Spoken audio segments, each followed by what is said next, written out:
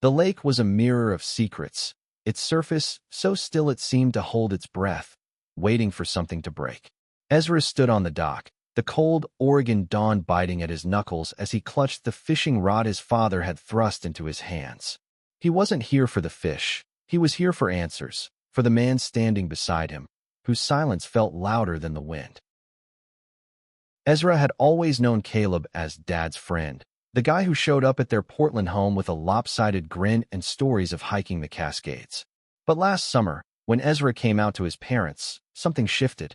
Caleb's visits grew longer, his glances lingered, and when Dad suggested this fishing trip, just the two of them, Ezra felt a spark of something he couldn't name. Fear? Hope? Both? Ready to catch something worth keeping? Caleb asked, his voice low, rough like the gravel under their boots. He was tying a lure, his hands steady, but his green eyes flicked to Ezra, searching. At 38, Caleb was a wall of quiet strength, his flannel sleeves rolled up to reveal forearms scarred from years of manual labor. Ezra, barely 22, felt small beside him, his art school frame no match for Caleb's weathered resilience. "Not sure I'm any good at this," Ezra admitted, casting his line clumsily. The lure plopped into the water, sending ripples that felt like a confession. He'd never been fishing, not really. This trip was his father's idea, a way to toughen him up after the tense family dinners where Ezra's identity hung like a storm cloud. Caleb chuckled, stepping closer to adjust Ezra's grip. His calloused fingers brushed Ezra's, and the touch lingered a beat too long. "It's not about being good," Caleb said. "It's about feeling the pull." His words carried weight, like they weren't just about fishing. Ezra's heart kicked against his ribs. They rowed out to the lake's center, the boat creaking under their weight. The mist curled around them, wrapping the world in a private haze. Ezra wanted to ask about the way Caleb looked at him, about the rumors he'd overheard from his dad's old fishing buddies, whispers of Caleb's past, of a love he'd lost years ago. But the words stuck in his throat. Instead, they fished in silence, the only sounds the lap of water and the occasional bird. Caleb's focus was intense, but every so often, he'd glance at Ezra, his expression unreadable. When Ezra's line finally tugged, he yelped, nearly dropping the rod. Caleb's hand shot out, steadying him, their shoulders brushing. "Easy," Caleb murmured, guiding Ezra's hands to reel in the fish. It was a small trout, silver and thrashing, but to Ezra, it felt like a victory.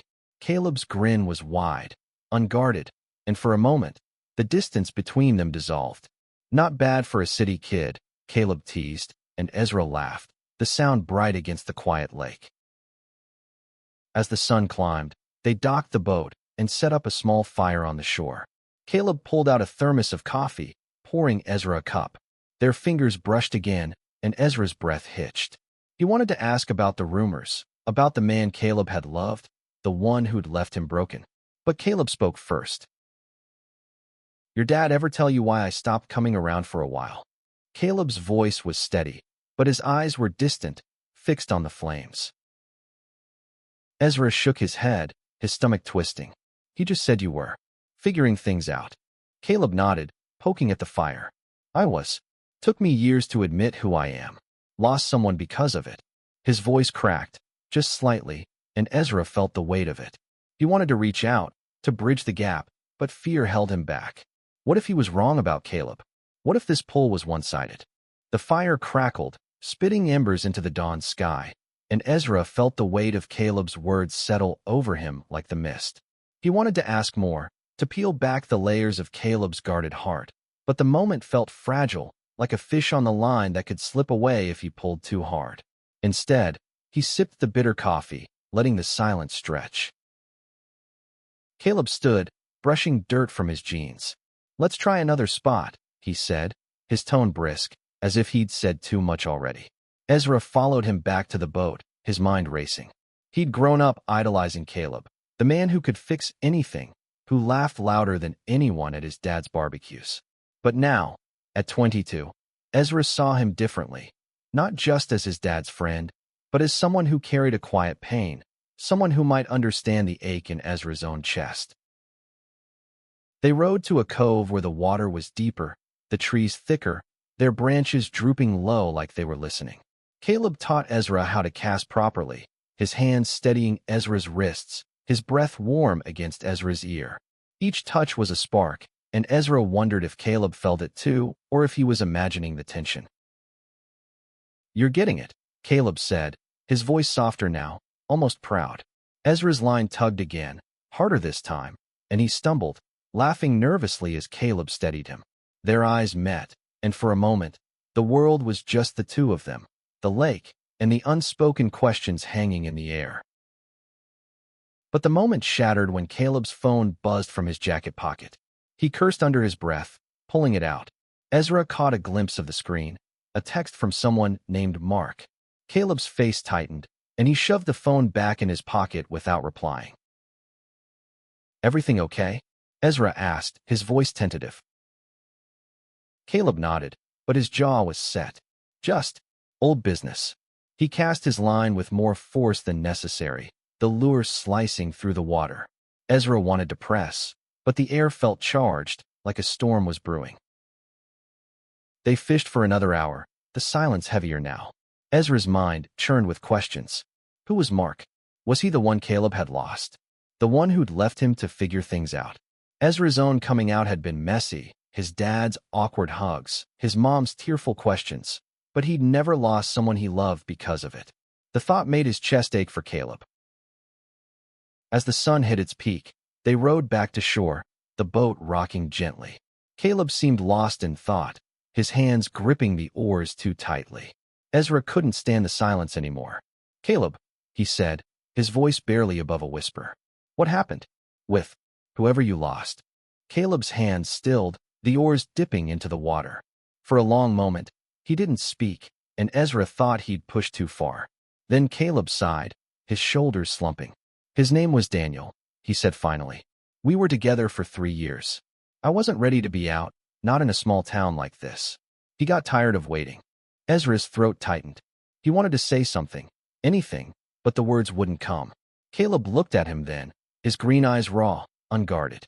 "You don't know how hard it is," he said, "to love someone and still feel like you're betraying yourself." Ezra nodded, his heart pounding.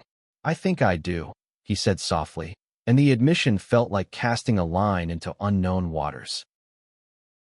The lake was no longer just a backdrop. It was a witness to the truths they were unraveling. Ezra's confession hung between them, fragile and heavy, as the boat drifted closer to shore. Caleb didn't respond, but his gaze lingered on Ezra, searching, as if trying to see through him to the boy he'd known years ago. They set up camp for the night, the fire casting shadows that danced across Caleb's face. Ezra watched him, memorizing the lines of his jaw, the way his hands moved with quiet precision as he cooked trout over the flames. There was a steadiness to Caleb, but also a restlessness, like he was always one step from running. "You ever think about leaving?" Ezra asked, poking at the fire with a stick. "Like, starting over somewhere new?" Caleb's hands paused, the fish sizzling in the pan. "Thought about it," he admitted. "After Daniel left, I almost did. Packed a bag and everything. But this place..." He gestured to the lake, the trees, the endless sky. "It's home, even when it hurts." Ezra nodded, understanding more than he could say. Portland was his home, but it hadn't always felt safe. Not when his dad's friends made offhand comments about people like him. Not when he saw the disappointment in his mom's eyes. Coming out had been a relief, but it had also left him raw, exposed. Caleb passed him a plate of fish, their fingers brushing again. This time, neither pulled away. "You're braver than I was," Caleb said suddenly, his voice low.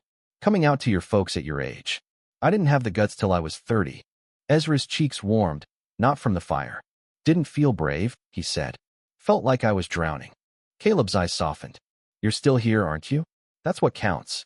They ate in companionable silence, the night closing in around them. Ezra wanted to ask more, about Daniel, about Caleb's life now, but he sensed Caleb needed space, like a fish that needed to be reeled in slowly. Instead, he talked about himself, something he rarely did. He told Caleb about art school, about the paintings he poured his heart into, about the loneliness of being the only out kid in his high school. Caleb listened, really listened, his eyes never leaving Ezra's face. When Ezra finished, Caleb leaned back, staring at the stars. "You've got a fire in you," he said. "Don't let anyone put it out." Ezra's heart swelled, but before he could respond, Caleb's phone buzzed again. This time, Caleb answered, his voice sharp. "Mark, not now." He hung up, tossing the phone onto his jacket, but the tension in his shoulders didn't ease. "Who's Mark?" Ezra asked, unable to stop himself. Caleb's jaw tightened. "Someone who thinks he can fix me," he said, his tone bitter. "He's been calling for weeks, trying to drag me back to who I was before." Ezra didn't know what to say, but the jealousy that flared in his chest surprised him. He didn't have a claim on Caleb, not yet, but the thought of someone else pulling at him made Ezra's stomach twist. The second day on the lake dawned colder, the air sharp with the promise of autumn. Ezra woke to find Caleb already up, tending the fire, his silhouette stark against the gray sky. There was a distance in Caleb's eyes, as if Mark's call had pulled him back to a place Ezra couldn't reach. They fished in near silence, the only sounds the creak of the boat and the splash of their lures. Ezra's mind was a tangle of questions and longing. He wanted to bridge the gap between them, but Caleb's walls were up, his focus on the water like it held all the answers. By midday, they'd caught nothing, and the tension was unbearable. Ezra set his rod down, turning to Caleb. "You don't have to tell me about Mark," he said, "but I'm here, if you want to talk." Caleb's hands stilled, his lure half-tied. For a moment, Ezra thought he'd shut down again, but then Caleb sighed, his shoulders slumping. "Mark was a friend," he said. "After Daniel, he thought he could. I don't know, save me. Kept pushing me to go back to church, to fix myself. Like who I am is something that needs fixing." Ezra's chest ached. He knew that kind of pressure, the weight of other people's expectations. "You don't need fixing," he said fiercely. "You're—" He stopped, his face burning. He'd almost said perfect, but the word felt too big, too vulnerable. Caleb looked at him, his green eyes softening. "You don't know me, Ezra. Not really." "Then let me," Ezra said, his voice steady despite the pounding in his chest. "I want to." For a moment, Caleb didn't move, didn't speak. Then he reached out, his hand resting on Ezra's shoulder, the touch heavy with meaning. "Your trouble," Caleb said, but there was a warmth in his voice, a crack in his armor. They spent the afternoon fishing, the tension easing with every shared laugh, every accidental brush of hands.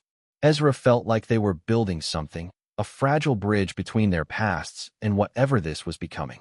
But as the sun dipped low, Caleb's phone buzzed again, and this time, he didn't ignore it. He stepped away, his voice low and heated, and Ezra caught fragments. "I told you. I'm done, and you don't get to decide who I am." When Caleb returned, his face was stormy. Ezra didn't ask, but the silence between them was heavier now, charged with unspoken truths. That night, by the fire, Caleb sat closer than before, their knees almost touching. Ezra's heart raced, but he didn't pull away. "You ever feel like you're running out of time?" Caleb asked suddenly, his voice raw. "Like you've got one shot to get it right, and you're already behind?" Ezra nodded, his throat tight. "All the time." Caleb looked at him then, really looked at him, and Ezra felt seen in a way he never had before. The firelight danced in Caleb's eyes, and for a moment, Ezra thought he might lean in, might close the distance. But Caleb pulled back, standing abruptly. "We should sleep," he said, his voice rough. "Big day tomorrow." Ezra lay awake that night, staring at the stars, his heart a tangle of hope and fear. He didn't know what was growing between them, but he knew he wanted it, more than anything. The third day brought rain, a soft drizzle that turned the lake into a mosaic of ripples. Ezra and Caleb fished from the shore, their raincoats slick and their breaths visible in the cold. The distance from the night before lingered, but Ezra felt a shift. Caleb's glances were softer, his silences less guarded. They talked more that day, about small things at first. Ezra's favorite paintings, Caleb's love for old country music. But as the rain fell harder, the conversation deepened. Caleb spoke about his childhood in rural Oregon, about the father who'd never accepted him, about the years he spent hiding who he was. Ezra shared his own fears, of never being enough, of losing the people he loved. "You're enough," Caleb said suddenly, his voice fierce. "Don't let anyone tell you different." Ezra's breath caught, and he met Caleb's gaze. The rain plastered Caleb's hair to his forehead, and Ezra wanted to reach out to brush it away. Instead, he said, "So are you." Caleb's smile was small, almost shy, and it lit something in Ezra's chest. They fished until dusk, their lines tangling once, their laughter breaking the quiet. When they returned to camp, soaked and shivering, Caleb built a fire, and they sat close, their shoulders touching. The rain stopped, and the stars emerged, bright against the black sky. Caleb's phone stayed silent, and Ezra felt a flicker of hope. Maybe Caleb was letting go of whatever held him back. Maybe there was room for them, for this. "I'm scared," Ezra admitted, his voice barely audible. "Of this. Of us." Caleb's hand found his, their fingers intertwining. "Me too," he said. "But I'm tired of running." Ezra's heart pounded, and he leaned in, his lips brushing Caleb's. The kiss was tentative at first, then desperate, years of longing pouring into it. Caleb's hands cupped Ezra's face, and the world fell away, leaving just the two of them, the fire, the lake. When they pulled apart, Caleb's eyes were bright with something Ezra couldn't name. "We can't tell your dad," Caleb said, his voice low. "Not yet." Ezra nodded, his heart still racing. "I know, but I don't care. I want this." Caleb smiled, and for the first time, it reached his eyes. "So do I." The next morning, the lake was calm, but Ezra's heart was a storm. He and Caleb moved through their routine.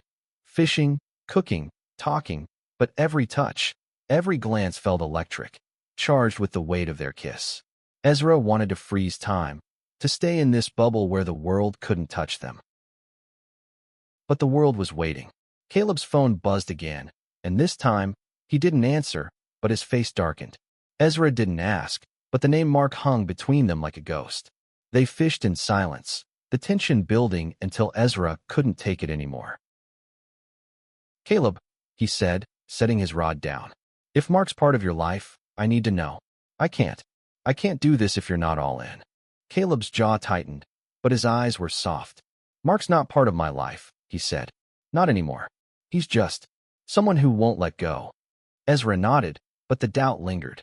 He wanted to trust Caleb, but the fear of being hurt, of being another Daniel, gnawed at him.